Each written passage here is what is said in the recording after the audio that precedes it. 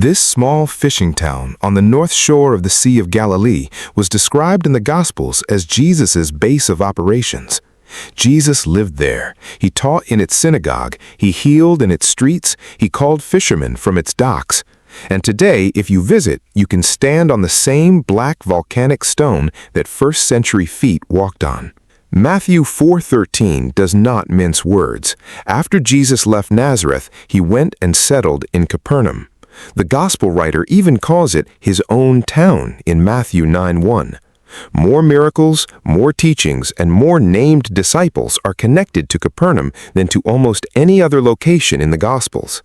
So, when archaeologists began systematically excavating the site in the late 19th and 20th centuries, they were not looking for something obscure. They were looking for the home base of a world-changing movement. The site of ancient Capernaum sits on the northwestern shore of the Sea of Galilee. It was never lost. Locals knew where it was.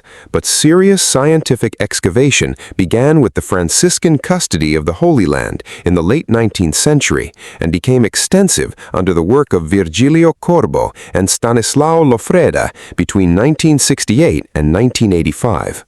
The most visually dramatic structure at Capernaum is the white limestone synagogue. It rises from the black basalt landscape like a ghost, gleaming white in the Mediterranean sun. This synagogue was built in the 4th or 5th century AD, and for a while, scholars thought it might be the very synagogue Jesus taught in. Excavations, however, revealed something more interesting. Beneath the white limestone floor, they found an earlier floor of black basalt.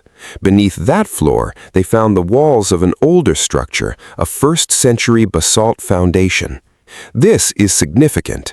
Luke 7 verse 5 describes a Roman centurion who had built our synagogue for the Jewish community of Capernaum. This is not the centurion of a later era. It is a 1st century Roman soldier, apparently on good terms with the local Jewish population, who funded their place of worship. The 1st century basalt foundation beneath the later limestone synagogue is consistent with exactly this kind of structure, a smaller, simpler building from Jesus' era, later replaced by the grand white limestone version when the community had more resources. But the most personally evocative find at Capernaum is not the synagogue, it is a private house. About 30 meters south of the synagogue, archaeologists found what is traditionally identified as the house of Simon Peter, the fisherman whom Jesus renamed Peter. The identification comes from a convergence of evidence. The house shows signs of being used as a communal gathering place in the 1st century, plaster walls with scratched graffiti in Aramaic, Greek, Syriac, and Latin, some of which appear to reference Jesus as Lord. By the 5th century AD, a large octagonal Byzantine church had been built directly over this house, an architectural form typically marked a special sacred spot. The church apse sits precisely over the single room in the house complex that shows the most evidence of communal use.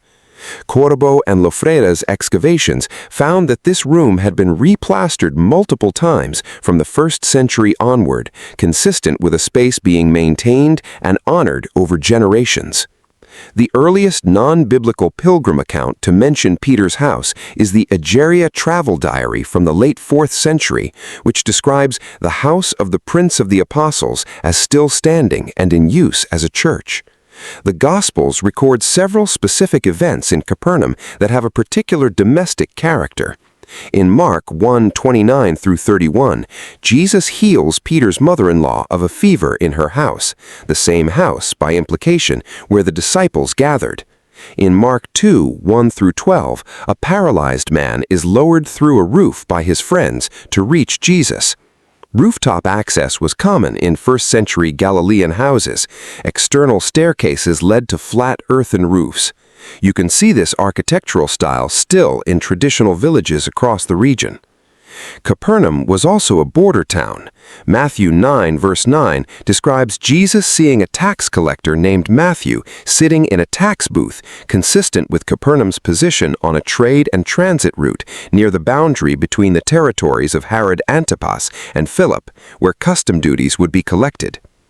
The town was eventually abandoned in the 7th or 8th century AD and covered over by dust and debris.